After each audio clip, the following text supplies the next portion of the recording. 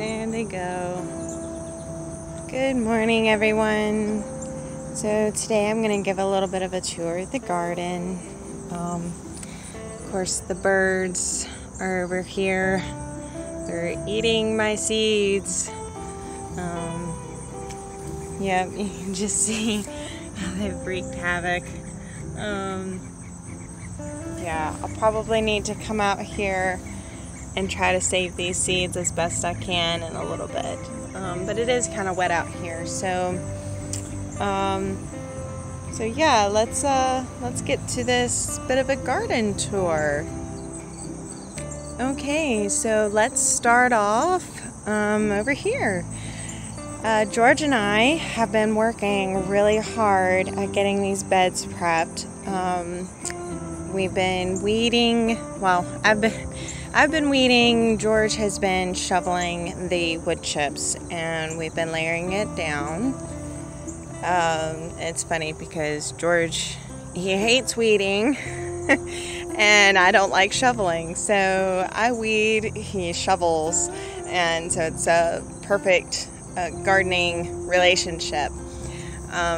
So right now we've already harvested a lot of the green beans. These are the turkey crawl beans. The rest of these we're going to be leaving on the vine for seed, because you can see that they're just really big. They're not really that great for eating per se at this stage, as far as a green bean.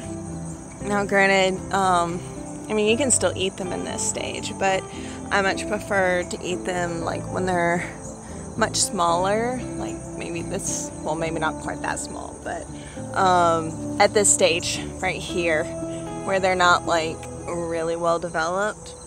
So these that are on the vine, they're going to be staying for seed for next year or used as a dry bean, which these taste really good as dry beans, very similar to like a pinto bean. So then we've got some watermelon coming in here. The Amish paste tomatoes, I mean, they're looking very, very scraggly. Last year the watermelon did not get this big, and so there was a lot more room underneath for airflow, and so I think what we're dealing with here is just some poor weather. Some of the conditions of, you know, it's Virginia, so it's very moist here at this time of year. And oh, there's a tomato on the ground. Oh yeah, let's put that into my roux apron here, which I am currently wearing so that I can come out here and harvest some. But I figured I'd take a video first. So let's see. Here's our big old watermelon. I am very excited about this. Very, very excited. Oh my goodness, it's like really big. I'm really excited. That is a yellow watermelon and an heirloom, so I'm really excited about it. We grew it last year, and it was so sweet, delicious. Yeah, it was great. But anyway, we've got the watermelon growing in there. The tomatoes, like I said, we've already got the blight coming in. And that's just because, you know, oh no, that sucks. So we've been getting a lot of this, and it's mainly because of the weather. You know, we've got cool temperatures at night, and then it rains, and then it gets really hot, and they split. So I'm just going to leave this in the path for now, because I don't want that in my apron. So anyway, we've been working at wood chipping. We finally, I finally pulled these Dr. Wish's tomatoes up. I had to go and stake them, and then I just used the ties here. I tied them up at the top like this, and then I used the little plastic clips, and I clipped up all the way down the branches. So did that, and then of course cleaned them up underneath, and we've got some beautiful yellow tomatoes. I am so excited. I cannot tell you. These are my favorite eating tomatoes ever. And you know, I was never a tomato eater until my neighbor, she was like, here, do you like tomatoes? I was like, no. And she was like, well, here, try this yellow tomato. You might actually like it. And at first I wasn't too keen on the taste, but then it really grew on me. And so I've started growing the yellow tomatoes. Oh no, I just noticed this. Oh, I bet you that's deer. I bet you the deer came through and ate my tomato. That's a shame. Okay, so this is our ghost peppers. This plant, it comes up, oh my goodness, it's almost shoulder height. I mean, that is a really big plant, and it is loaded with ghost peppers. I mean, it's, again, these plants have gotten bigger than we anticipated, and I think that's due to we actually fertilized the gardens a little bit late this year, so they had a late start, and then they just took off. We used the Dr. Earth's all-purpose fertilizer, and we made a compost tea with it, and then we also spread it on the ground, which is kind of what we're doing here. I haven't spread the fertilizer down here yet, but we'll put some of the Dr. Earths down, and then we'll take these wood chips that we brought over yesterday and spread it over top of the dirt. So we pulled up all of the cucumbers and all of the weeds off of the fence here, getting it ready for the fall garden. And oh, look how gorgeous that looks. I will try to add a picture of before what this looked like, because it was just gnarly. And so we weeded it, and oh, yep, you can see that's where the deer came through. You can see their footprints. Oh my goodness. Okay, so deer are obviously still getting into our garden. Okay, so then when we still got the tomatoes, they're coming in. I've got a whole bunch that I need to process today, and of course I'll come through and I'll harvest these little red ones. But yeah, again, we're still having that problem where they're splitting really bad. So we'll try to, I might take that in and just cut off the bad stuff. Sometimes the bugs really do, they really get it onto the inside of the plant, which is really sad.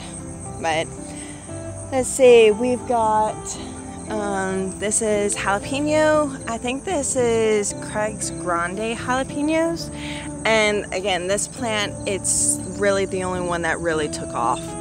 We've got that one small one and the other small one over there. These were the only 4 plants that survived out of the like 30 that were planted here.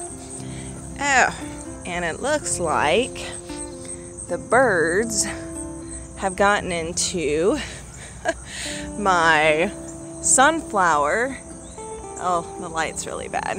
My sunflower that had toppled over. I don't know exactly what ate the bottom of it, but it had just completely wilted. So I tore it up, and I was just leaving it here to dry a little bit before I brought it inside. But obviously the birds the birds have gotten to it, so I need to go ahead and get our paint strainer bags and take care of covering the sunflowers. But anyway, this is the blue cream berry cherry tomato. It's an indeterminate heirloom variety. Beautiful little cherry tomatoes. I absolutely love them. Let's see, are there any ripe? I mean, it's loaded down. There are a ton of cherry tomatoes in here, but I don't see any ripened. Let's see. Oh, there's some. They're beautiful, like yellow. Let's see if I can pull this over here. Come off the vine.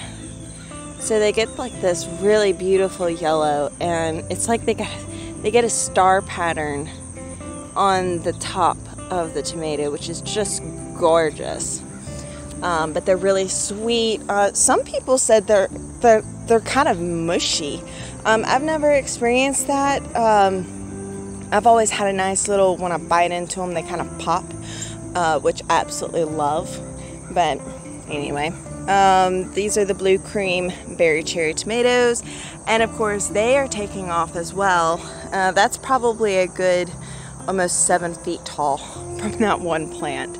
And again, these were really struggling earlier this year. We put the compost tea on them, and they just they went from being like this really kind of curly leaf down to like beautiful like color, and started just producing like crazy.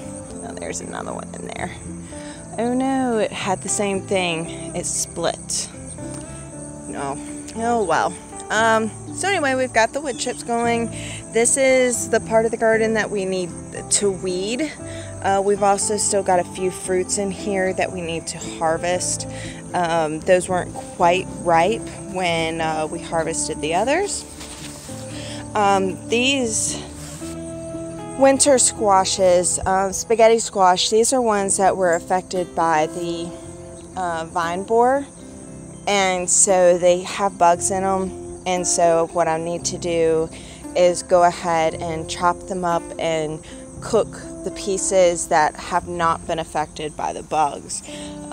These over here I didn't tell you, but those are the ones that don't have any bugs. So right now we're curing the rinds so that they'll last through the winter. But yeah, the sunflowers, they're doing really good. It looks like, yeah, I definitely need to put the paint bags on them. When I talk about the paint bags, I'm talking about like the paint strainer bags. You can buy them at your local hardware store in the paint section. And let's see, the potatoes, we need to harvest those this week to see how they'll be turning out. And the corn, these first 4 rows are drying out. We'll be using them for seed. The other 3 rows there, we need to go ahead and he's back. The birds going at my seeds. Little goldfinches. You're beautiful, but I want my seeds. And of course, again, everything has just really taken off at the end of the summer here. The Chinese light green bean tomatoes, I mean, once they get to this size here, they're just really big, really tough. The beans get really big, and you can see this just, it's huge. But we will be leaving these on the vine to dry up and save for seed. Some of these, they're a little bit beyond, like you can really feel the beans in there. I don't like eating them at this stage. I like them when they're much smaller. But anyway, we've got these. They're maybe I should measure them because these are like really long. They definitely live up to their name. But of course, you know, as we come through the archway, you know, I'm banging my head on them. You can see them swinging. But, oh my goodness, yes, sunflowers. These Mammoth sunflowers have definitely lived up to their name. And so, let's step over. George will be building the gate this week. We finally got all the supplies needed, so we'll no longer have that there. It will actually be a nice little gate, and I can't wait to show you guys what it looks like. But yesterday, my sister came with her 4 kids.